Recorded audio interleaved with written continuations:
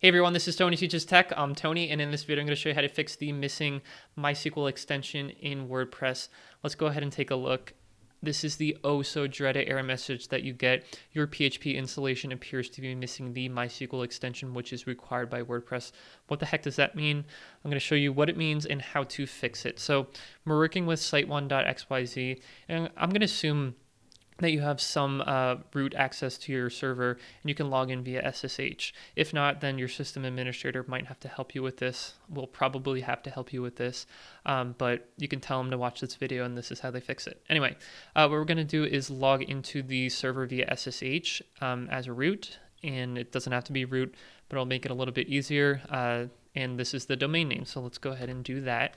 And on the server, what's actually happening behind the scenes is the way that MySQL and PHP need to talk to each other for some reason is no longer installed, whether that's something happened during an update or somebody manually uninstalled that package.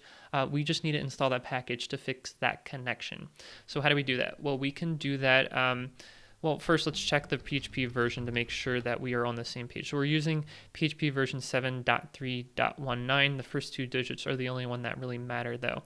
So if we do we're going to use our package manager here, apt install PHP 7.3 MySQL. So this is the PHP MySQL extension that it's referencing, and we're explicitly telling it to install version 7.3. So let's go ahead and do that, and that'll take just a few seconds to install.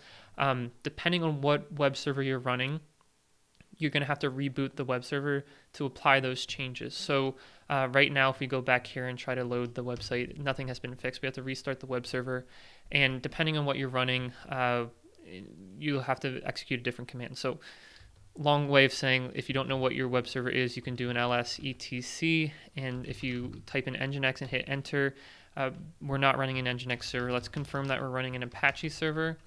We are running an Apache server, so we can do a systemctl restart Apache 2. The opposite would be true if you're running Nginx, systemctl restart Nginx. Now if we go back to our website, refresh the page, we won't see that error message anymore, and we should now be able to access our website as normal. So here's the website, it's just a basic install of WordPress, and we should be able to log in as normal. So that's about it, guys, how to fix that MySQL extension missing. If you got value out of this video, give it a thumbs up. Hopefully you did. Subscribe for more videos like this from me in the future, and if you do, I'll see you in the next one.